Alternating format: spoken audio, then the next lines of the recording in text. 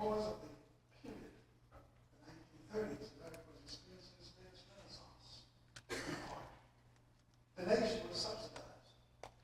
WPA, as part of the retrieving of the station from anxieties and offenses to the depression, subsidy of the arts was an important part of it. And yielded such remarkable people as Steinbeck, Hemingway, Faulkner, Tennessee Williams, Clifford Odets, and you go on and on, all the great painters, Charlie White, Jake Lawrence, Romardier, Langston Hughes, all the great dancers, Catherine Dunn, except all the great musicians. In this America, culture, social thought, social theater, social commentary was vibrant and an important part of our existence. This nation was on a ride. All of our actors, the best of them in Hollywood, came from this environment. All of our best writers came from this environment. Everywhere you looked in America, art was thriving, dialogue, dissent, and difference of opinion was very actively bouncing around our communities. And then one day, in the midst of this pursuit, a force emerged that changed the course of American history. The advent of communism and the Cold War unleashed beasts that were to govern and to directly influence this nation in ways in which we are yet to discover. McCarthy was one of the biggest offenders. In McCarthyism, not only was it, as he had said, which was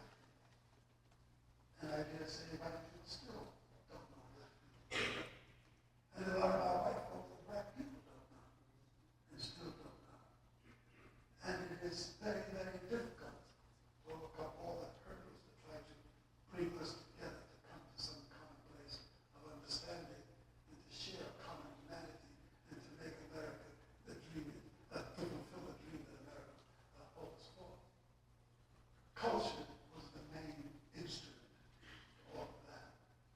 And when you did not have that instrument open to be freely used, you had to be cunning in the ways in which you charted your course. All of a sudden, to be called upon as an actor in film, when all that existed before me was subservient roles of people who were not of any intelligence, a whole subhuman life was now for the first time to be challenged in that. So, Sidney Poitier and James Edwards and myself, a lot of us were handed an uncharted platform. And how do we select and move through this in order to be able to instruct, inform, and to delight ourselves in our art? We're pretty lucky. The first body of work that we did was really filled with content, filled with purpose. Although one can look at it today and look back and say, what was all the fuss about? But that's what lived in the period to understand how enormously achieved this were for what we did in the films and the shows. But those who control the capacity to make films of this kind began to move more and more away from that idea. And in place of the honesty about our blackness and our history, we began to deal with a new caricature, to deal with a new set of late 20th and 21st century expectations of what black people should be. And all of a sudden now we find ourselves in a new, what I call a new minstrel show, a new mask. We don't speak like we really speak. We speak like white folks expect us to speak. And if you speak that way, you're going to make money. And if you're going to make money, that's all that's, we have to wear something like us in order to extricate ourselves from our oppression. Get economically solvent, and you can get out of here.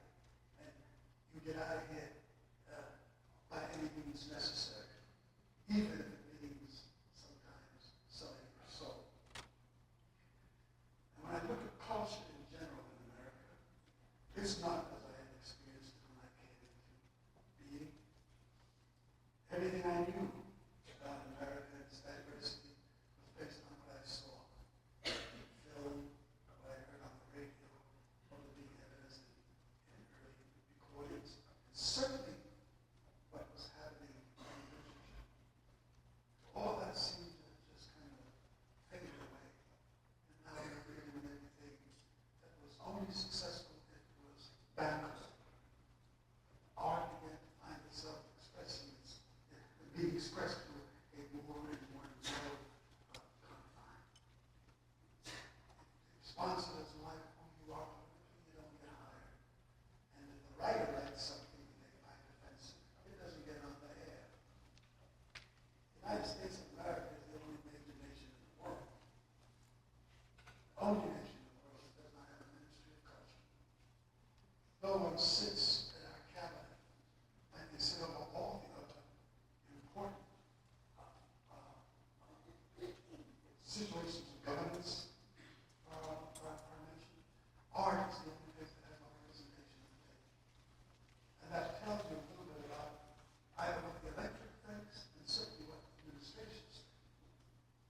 They're relegated to some institutions and they say privacy. And the private sector is the greater guardian of culture than is government. Because if government gets into its censorship, it's a First Amendment against the relegated. Well, that's a myth. Government and good governance does not do that. As a matter of fact, it protects the right to go the other way. That's what it does. To suggest that any such institution within government would be relegated to some place of oppression and some totalitarian way in which life is administered is a ploy. It's immoral that is put forth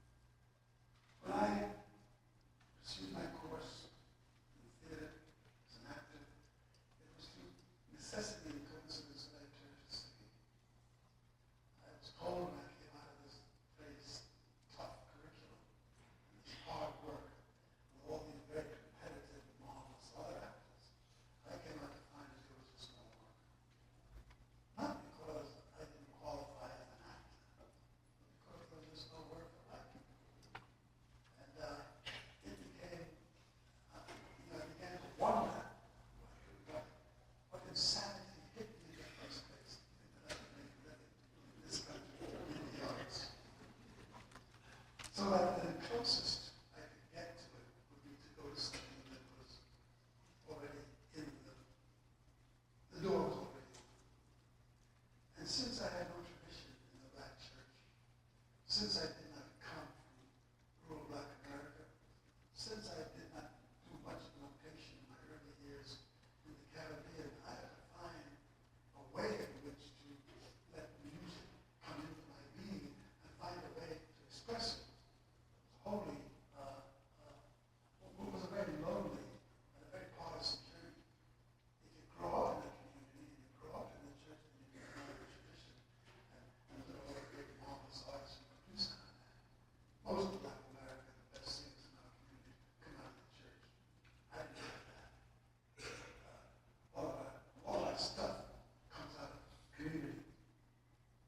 And when I turned to singing, my good fortune was that the first night I ever stepped on the stage was in a nightclub in New York, the Royal Roost, to sing my first song in public. Not too long before that, I had been in a play, starring the Steinbecks of Mice and Men.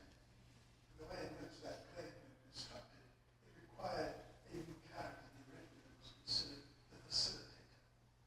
And all he did as a character in this play was to do set change and during mood change appear, and he would then sing some song that came out of the period and that embraced the drama that the playwright had created.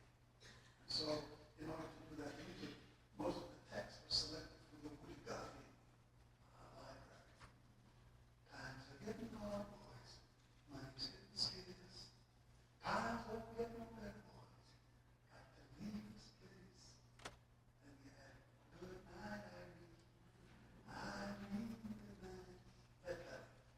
And so in this school, through this coincidence, this play, I had to go learn those songs. And I said, wow, look at here. What a toy shop this is. And before I used to go to the jazz joints every night right after the play. Our theater was on 48th Street and 8th Avenue. Royal Roost and the jazz clubs were on 47th Street and Broadway.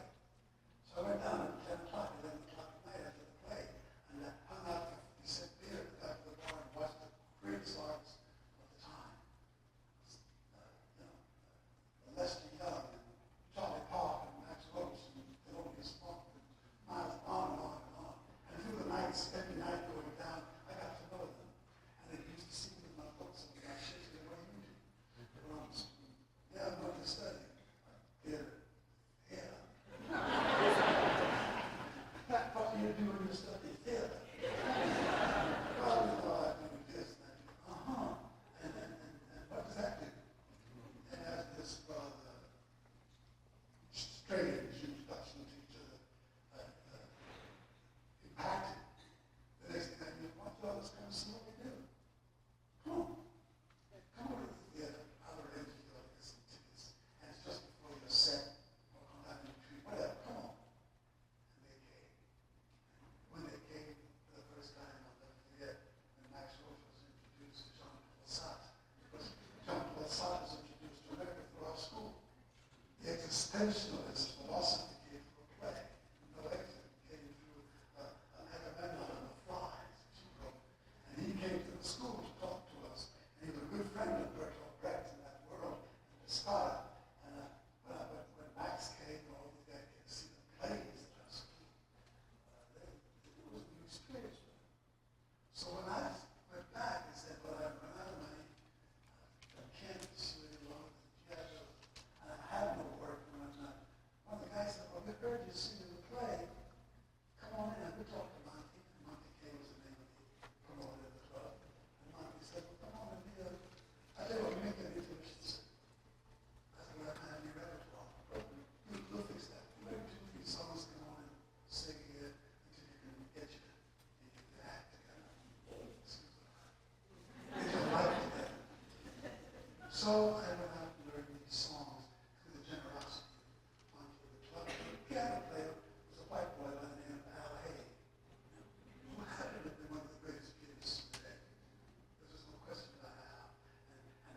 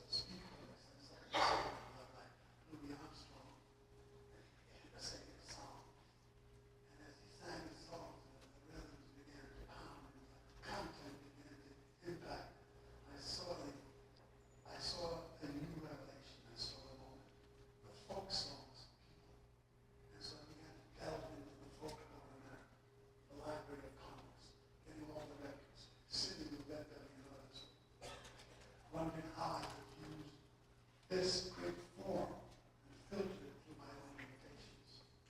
And then I began to discover that not only the songs of America, but look at all the songs that exist. I used to listen to Victor Hara, and I used to read Pablo Neruda, and I saw some of his songs translated to music. And then I began to look at the songs of the Jew and all the people who were in my life who were Jewish. All the guys up in the Catskills, up in Groceries, all the Jewish comics and Jewish lore. And I began to learn all the Yiddish songs. And all of a sudden I found myself opening one night at the Village Vanguard with a huge repertoire. And then I began to sing. I would give samplers. And in these samplers came songs of the Caribbean. And so the people somehow liked it in that in a very particular way. We began to get involved and sing along. That became more than once. And then one night, Paul Robeson came in to see what I was doing. And he came back to the dressing room. And I yelled to see if they liked it when he heard. But he said, what a great adventure. He said, you're into a place that's going to yield a lot. I hope your heart is still well. And I said, what advice you got? So I'll tell you this. If you can get them in the audience, if you can get them to sing you a song, they'll want to know who you are. Oh. I never thought of it quite like that. I thought that's how I came to admire Paul. I heard his song, and I wanted to know who he was through the song. I understood his social choices. I understood his philosophy. I understood who he was. And I saw in him my model. And through him, I got to meet Eleanor Roosevelt. And I sat with her in her house. And the first performance I ever did at Carnegie Hall was for Eleanor Roosevelt. And was for her cause. And all of a sudden, I saw art and the power of it being used in human and social service, just the way Willie Guthrie had done and others, and Paul. And here I was now part of this mission. And when I got to Gale, I woke up one day and all of a sudden the whole world was singing. Everybody was singing. You have not heard anything if you've listened to 50,000 Japanese singing.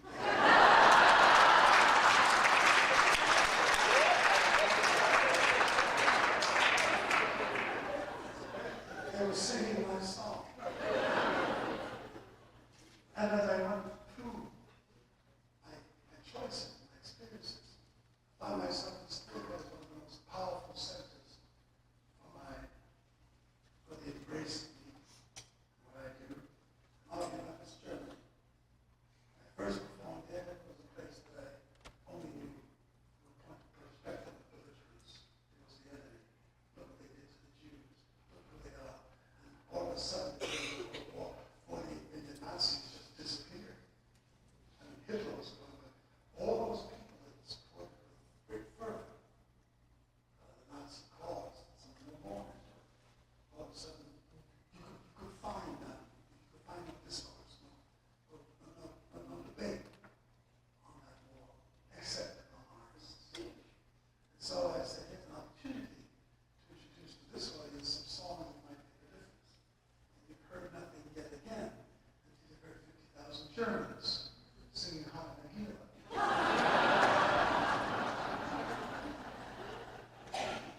Black American immigrant parents standing in Germany singing the song of the Jew and having Germans delight in it. Very personal, very private. It's my experience. I don't say that it transformed anything other than my audience. And in this power of art and culture, I've always been deeply, deeply connected to its survival.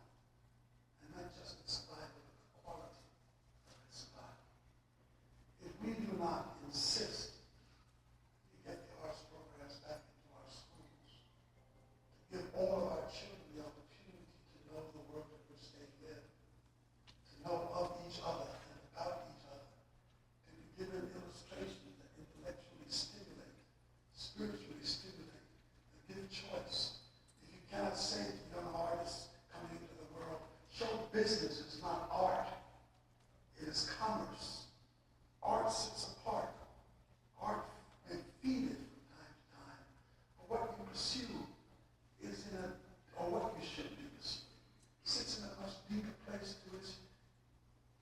which does not exist in your vocabulary. I taught that most art students is about how to get a hit.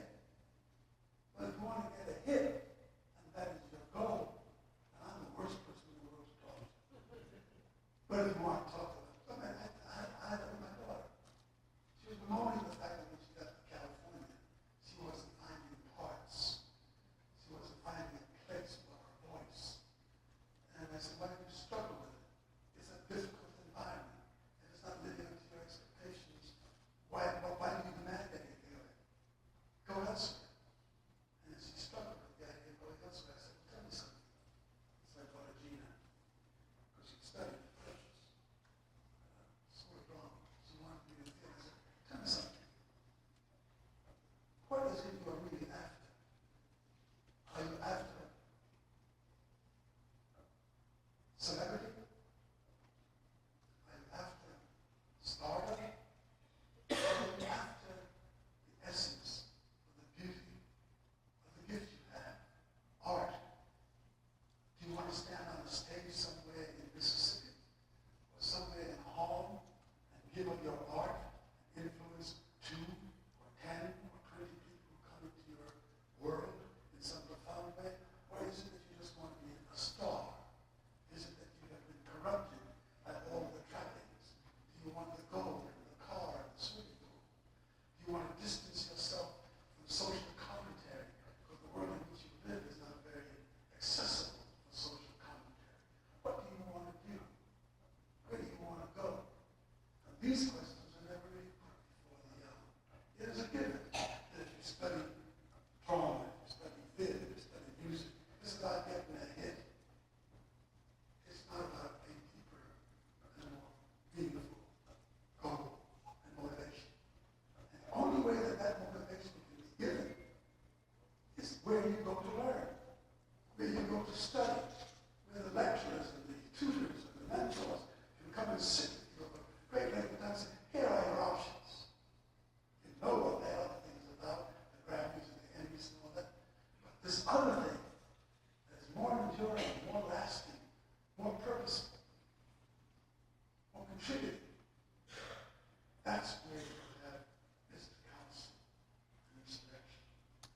And I was asked today in an interview, what did I think about America and where we sit with our young? And I said, it isn't just black people, it isn't just in this community, just in culture. Much of America suffers from this alienation to opinion, other choices, broader access to information, and thereby greater choice. Your presence, what you do, is some of the most vital work this nation can ask of its citizens, and the citizens who have volunteer or professionally pursue. Of course, you're not dealing just with another salary. You're dealing with the hearts and the minds of the people of this country, and you're helping to influence and instruct it, and us as to what we can do and what we should aspire to, and who are the models, and what are the teachings and the evidences we can call upon to pursue this goal. America is, with all of its difficulties, all of the transgressions, all of the things we've experienced, is still the most remarkable experiment in democracy and social coming together of any society on the face of the earth. And we're not the most, we're not the greatest mosaic. You go to some places in the world, there are tribes and people who have not even heard of, who exist out there and have their own multiracial and multicultural communities going. But we know nothing of them. We know nothing of their language. We don't even know anything about the enemy we fight. We know nothing about the Arabic practice and the teachings of Allah and Islam. We know very little about Africa. We know very little about us, even black people. I mean, 3/4 of a century, when I was born, I was colored. Then I became Negro. And not too long after that, I was black. And most recently, I'm African American. Only tribe in the world has that dilemma. 3/4 of a century just searching for title. And the place in which I found title and found purpose and mission was, in fact, in the arts. It is very magnificent. It's magnificent in its capacity to alleviate tell us clearly what is and what is not, how it works. And I applaud you, embrace you, and reach out to you. Some people say, well, it comes to Detroit, when it comes to Chicago, the answer is yes. Wherever there is a concern for culture and art, wherever there is a teaching, wherever there's an opportunity that any contribution that can make. But I don't know, somewhere in one of those places, remote as it may be, there may be an Marian Anderson. There may be another Mark Twain. Just waiting on a half Bella Funk and a Dale to